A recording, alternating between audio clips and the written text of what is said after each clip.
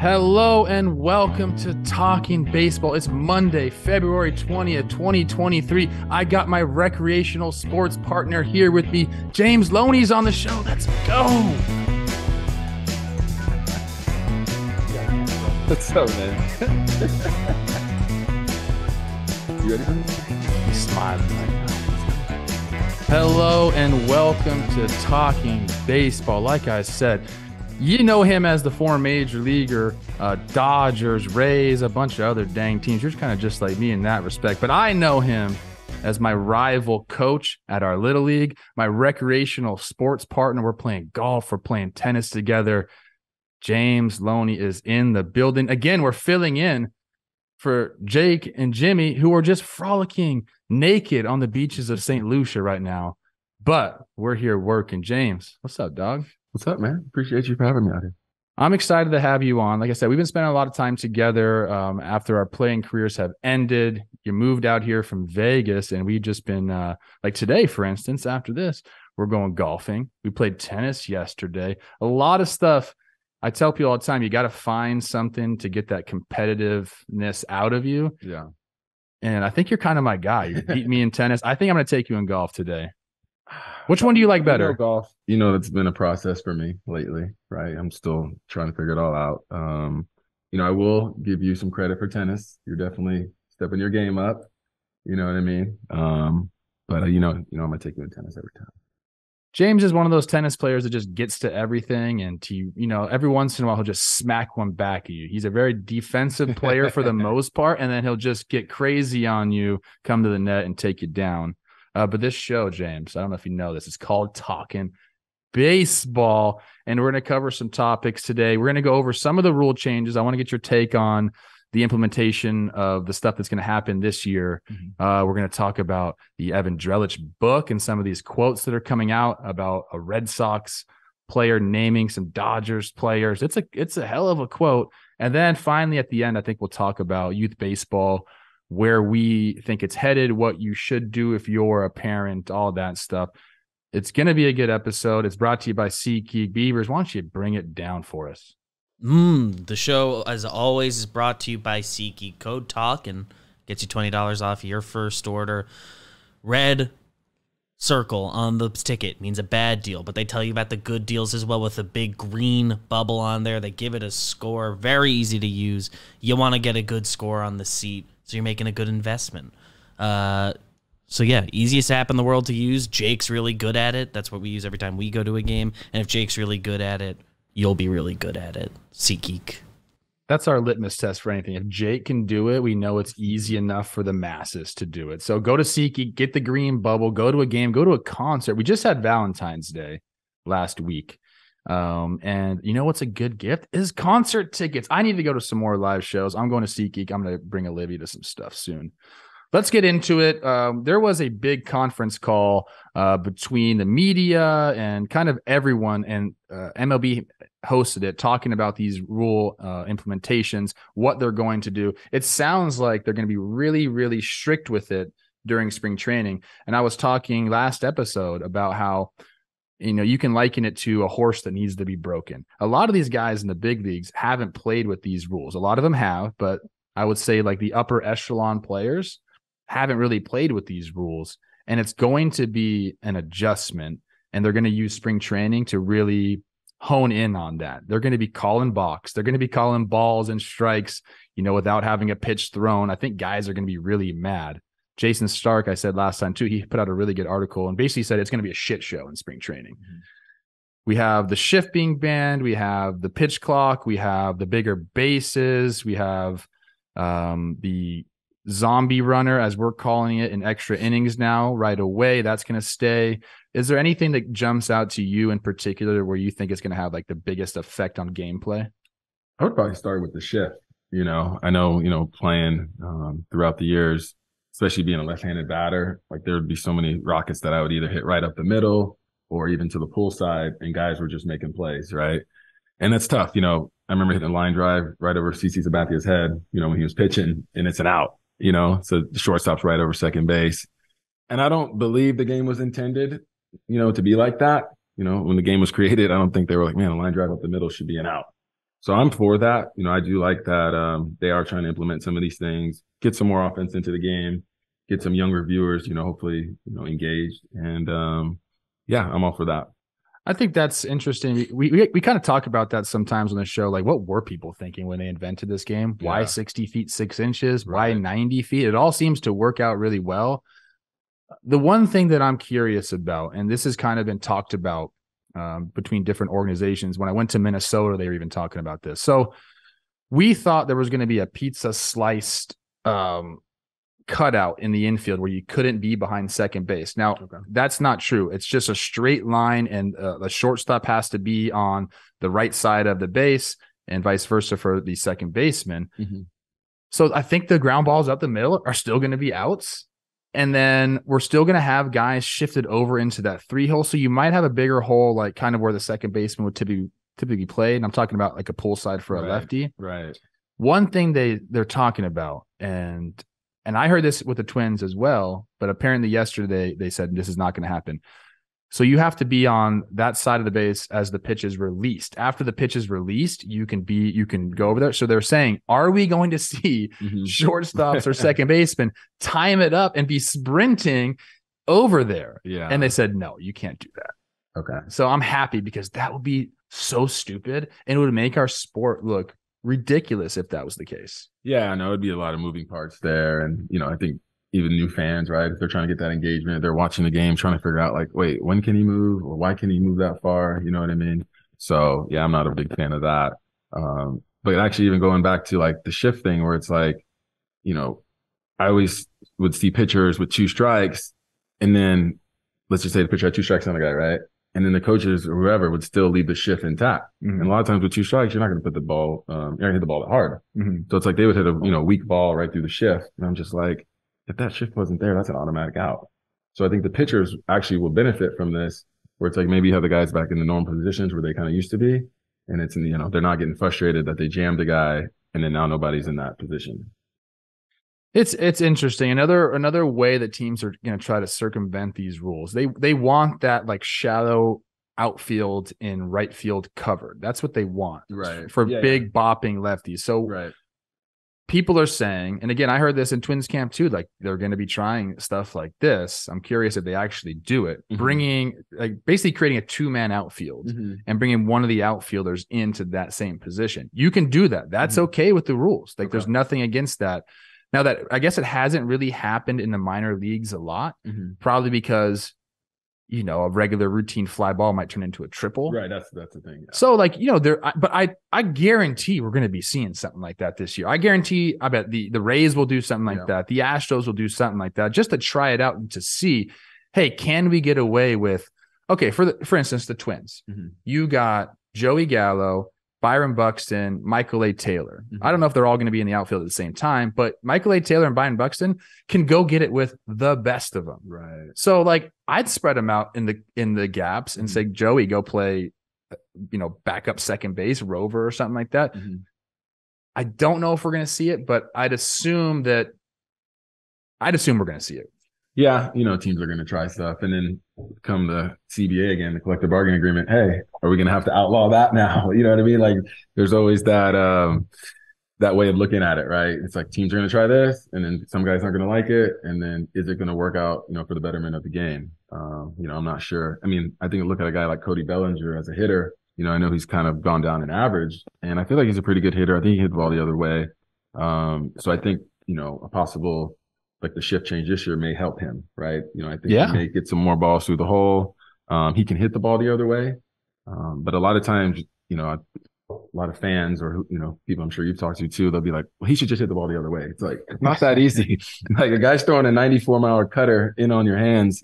You can't just beat the shift every time because you want to beat the shift. You know what I mean?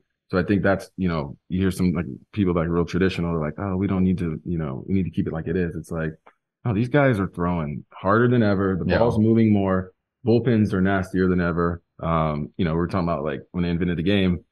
I don't think they would invent it at 60 feet, 6 inches. If the game was invented today, everybody throwing like 100 now, it's like, it'd be a safety risk, right? I think we'd all be like, no, that's too close, bro. You need to back up a few more feet, right? Dude, we would have been. I would have crushed it back in the day if I played like the 20s or something like that. Oh, baby. helmets. Like, come on, man. What are we doing? I would have been the first person to wear a helmet. They'd be like, what's this guy doing? And then I would just drop it. Yeah. Like Babe Ruth. What? I mean, come on. I mean, and you hear about, I mean, I've done some research and I've looked at like how hard guys were throwing back in the day, like 86 when the game was like, that's hard. Like, you know what I mean? So it's just like the evolution. Give me some 86. Baby. I would have still been playing if they throw 86. I mean, we could try to change it back, maybe. The thing that I'm curious about also is, now that we've implemented these rules, these are big changes. Yeah. Like, that's not like sugarcoated. These are massive changes to the game. And we know that we don't need a CBA to change rules. Right. The MLB can propose them to the Players Association. They can say yes, and they're implemented right away. If not, I think it's a year, or they might even cut it down to like less than a year, where Manfred or whoever the commissioner is can come and just say, nope, we're going to implement these rules. Yeah. So if some of these work, and like I think they will, the pace of the game is going to be quicker. They've cut an average of like 20 something minutes off the games in the minor leagues. I think that's going to be really good for the game. Mm-hmm. So what's next? Yeah, that's what I'm kind of curious about, is where else can we go? I know they put in a lot of time and effort into coming up with these rules, but I don't want to use slippery slope. I hate when people say that term, but it could end up being something like that, where the game looks a lot different in 5 years. Yeah, and maybe for the betterment, because we need those younger eyes, and we need. You said something yesterday. We were playing tennis.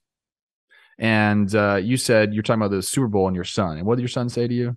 Oh, he's like, just call me in when the last 2 minutes are on. And I'm like, bro, it's a great game now. It's the beginning of the fourth quarter. Like, you don't want to watch this, But that's not like his fault. It's not a shot at your son. This is the way that we're programming kids these days. Everything is short. Even us for this company, we understand there are like short content is killing it right now. And like that's kind of what we're aiming at. You know, this is a rarity that we do a long form show like this. Right.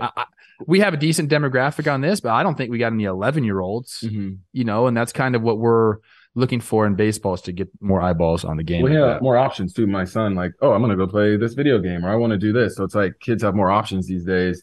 And so it's like, how do we, it's not that we're trying to eliminate video games. You know, we played video games growing up, but they're just so much more addicting now, to where it's like, oh, I think I'd rather be doing that most of the time versus watching a baseball game and learning. It's definitely options. I totally agree with that. Let's move on to the pitch clock. And I want to get some of your thoughts. We've talked about it quite a bit on here. And the rule is pitchers will have 15 seconds to throw the pitch with the bases empty, and 20 seconds for the runner on base. The batter has to be engaged, I believe, with 7 seconds left.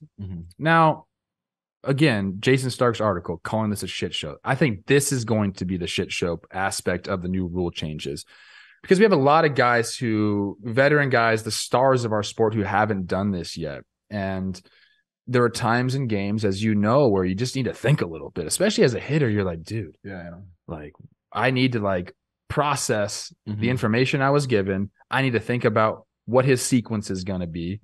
And I think that's going to be the bigger thing. Pitchers, and I've heard them say, well, we might get a little bit tired, like, because it's going to be more rapid pace than anything that's ever been done before. So I think that aspect is interesting. What do you think?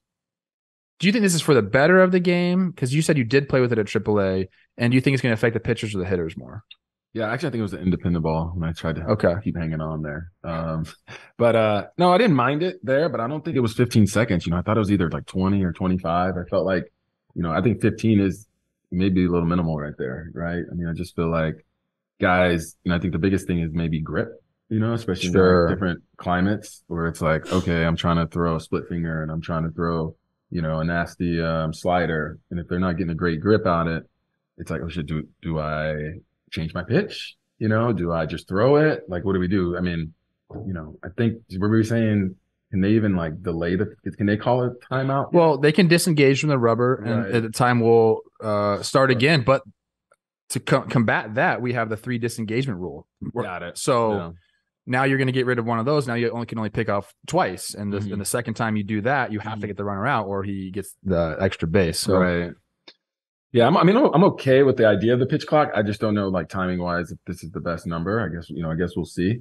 And I believe what you said, AAA, I think, was doing 15 seconds.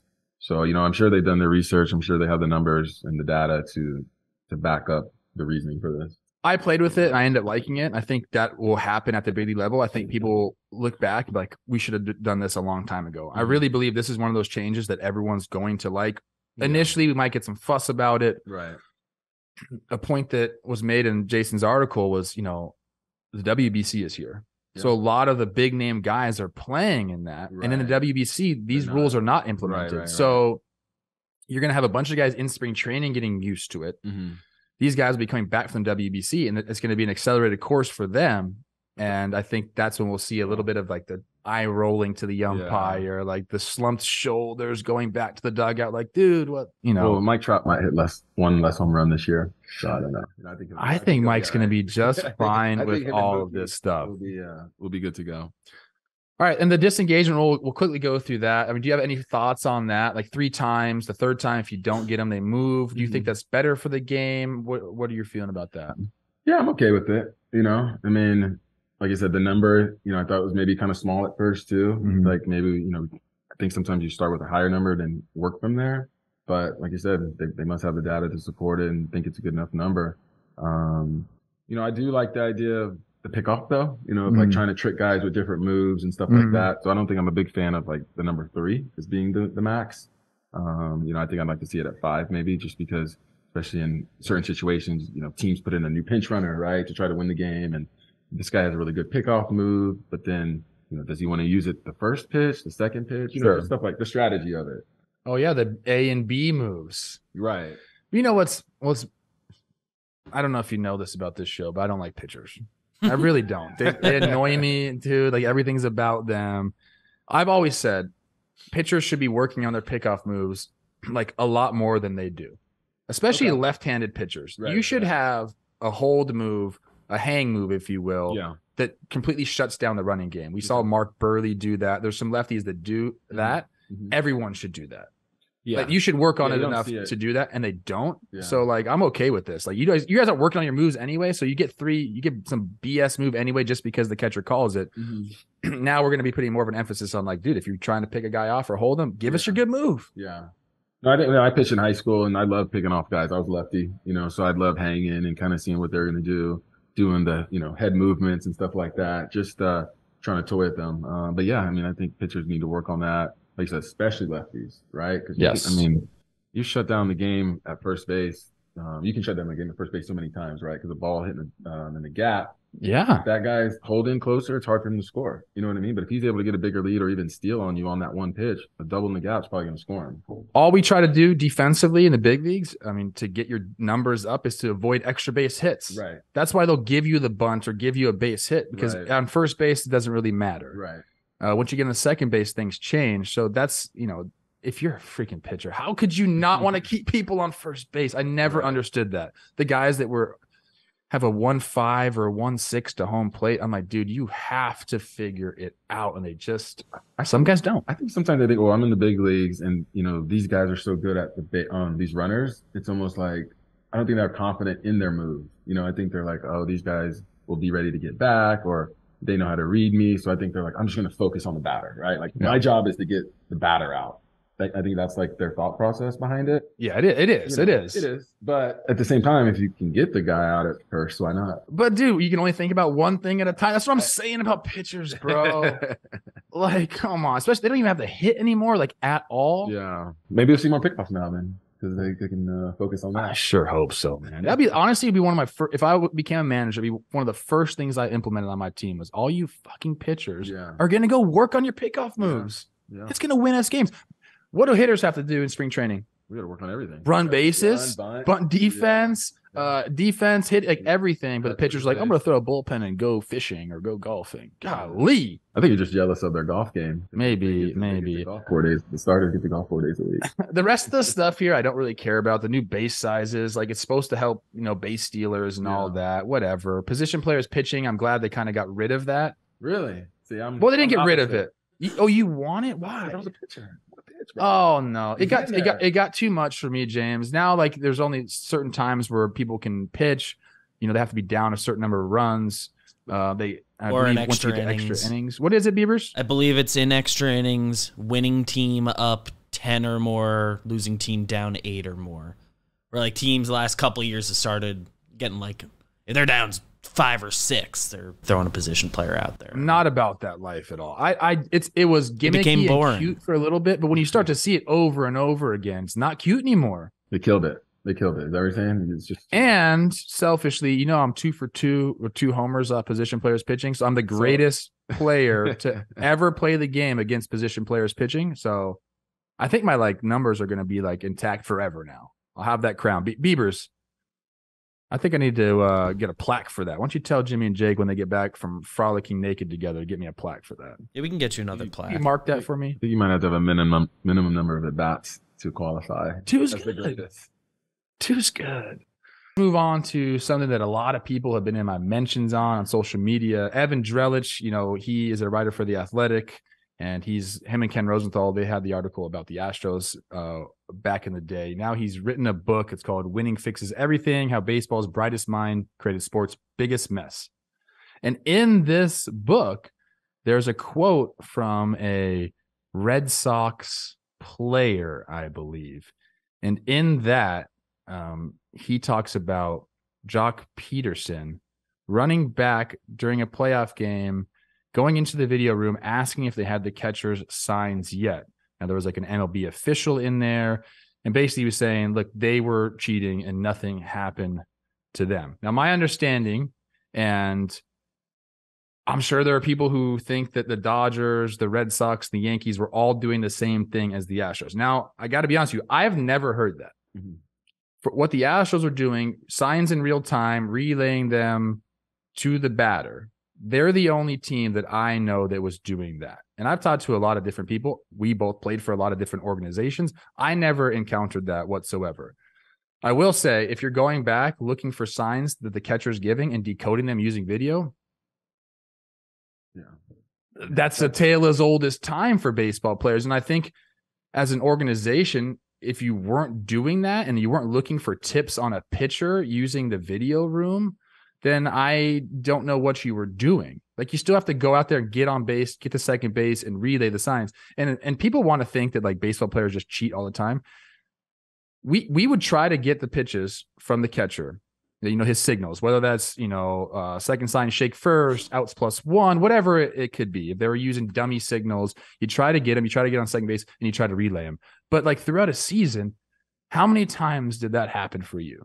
Yeah, I remember we'd go over it, maybe before a series or, hey, we think the catcher, we think these are the signs. And if we're at second base, maybe hands on your knees for this or that, whatever it was. So, yeah, you're always just trying to get that edge. I mean, when the pitchers are watching video on the hitters, that's essentially what they're doing, right? They're watching the hitters. They're using video to make a plan and come after you, right? So it's just well, we always thought if your catcher signs aren't good enough, that's not our fault. You know what I mean? And I've never heard that as, even being close to cheating. No, that's the game within the game. That's gamesmanship. I don't know. Maybe by the book it's considered because we're using technology. I guess video is considered technology. But I got to be honest with you, that's been going on forever. And I don't think anyone that's ever played the game will tell you that's cheating. Right. It's doing your due diligence in my mind. Now, if you're going there and you have a camera pointed at the catcher with nobody on base and you're relaying the signs in real time like that, that's cheating. Right. Yeah. And I also think, and I want to make this point, if you have some fucking video guy doing it for you, getting the signs or getting tips, I think that's cheating. Yeah. I think you have to do it as a player or even a coach.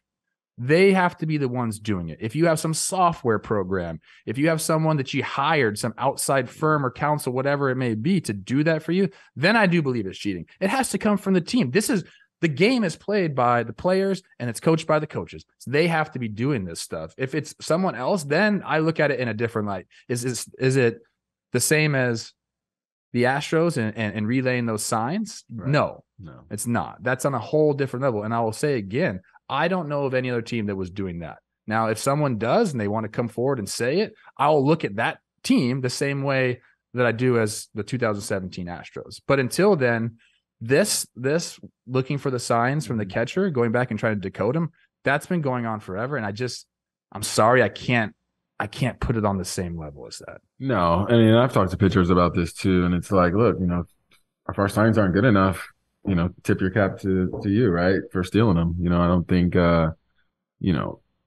the pitchers that at least I've encountered would even get mad at that, right? No, they get mad at themselves or the catcher. Exactly. It's like, hey, you got to get better signs, right? I mean, that's the whole thing. Or like, the catch, when you're even a runner at first, sometimes you're trying to peek in, you're trying to see the signs. Because a lot of times catchers aren't mixing it up.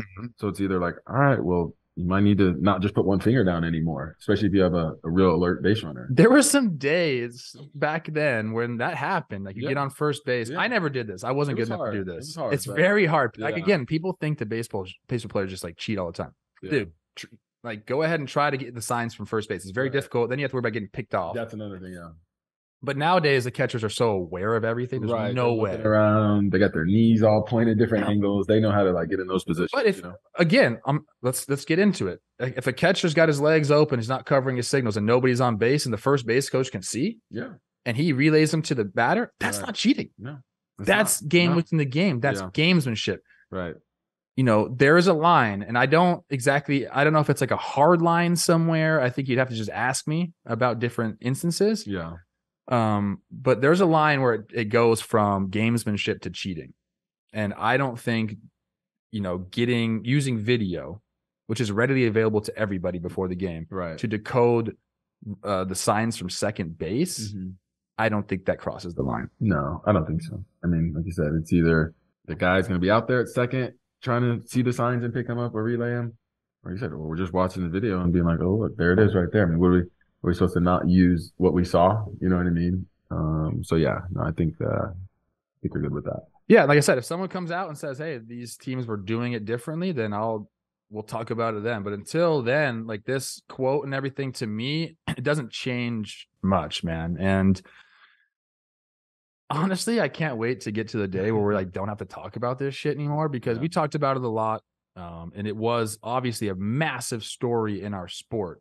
Right. But dang, like I just want to talk about the games on the field. Well, people will do what they got to do to win, right? Because even like the Astros situation, do I look at them as like a terrible team for doing that? I wouldn't say terrible. And the only reason I would say that is because they probably had a feeling that the consequences wouldn't be hard enough, when they won the championship, it was kind of like, well, we got fined. We didn't get fined, right? Our owner got fined. Yeah. So it's not like they stripped them of the title. It's not like any of those things happened. So I think they just felt like, all right, well, it's worth the risk. I wonder if you went and asked it. I've never done this. I wonder if you went and asked them right now, like, was it worth it? What they would say. Because from what I gather, a lot of them were like under the understanding or the thought process that every other team was doing something like this. And again, I haven't heard from any other teams that were doing this. I really haven't, dude. And I've poked around. I do get mad at them though. Yeah. But I'll tell you who I get mad at. I don't get mad at the young guys. I don't get mad at Bregman. I don't get mad at Correa. Right. I get mad at Alex Cora, Carlos Beltran, Hensky, the manager. I get mad at those guys because you're in charge. And Hensky, he's come out and said, I tried to stop it once. I broke the TV. Well, bro, they kept fucking doing it. You didn't stop anything. Yeah. And if you really wanted to stop it, you could stop it, but you didn't. Those guys I put the blame on because they're the leaders in that clubhouse. As a rookie, you come up, you're going to listen to what the older guys are saying. And like, you might even think it's commonplace for this to be happening. Yeah. And you're like, fuck, I'm in the big leagues now. I guess this is what goes down. Better. Right. If they were doing that as a young player, I'd just be like, oh, okay, I guess this is what you got to do to win, right? Or that might be an unpopular take that I don't. I believe you're referring to AJ Hinch, not Hinsky, right? Oh, did I say Hinsky? I'm sorry. Eric Hinsky, well-regarded coach, I think. I like Hinsky, yeah. Eric's awesome. Yeah, he was good buddies with my boy T. Skaggs. So, Hinch, I'm very sorry I just put you in the same breath as AJ Hinch. Next time, don't have the same first three letters of the name, though. That's not his fault either. But that's kind of my take on it. I mean, people wanted us to mention it on the show. And they come at us like almost like it's like a gotcha moment for everybody else in the league. But that's my take on it, man. I just don't. There's the line, and that doesn't cross it. In fact, I think, like I said, if you weren't looking for tells on the pitcher or the signs from the catcher in your pregame video work, you weren't working hard enough. Yeah.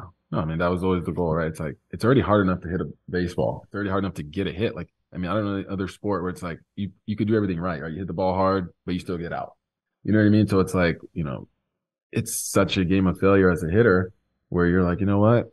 We got to do what we can. If it's picking up a tell, from second base, if it's getting the catcher sign from first base. You know what I mean? There's so many different ways to do that. And yeah, I mean, as far as when I was playing, guys were always trying to do that.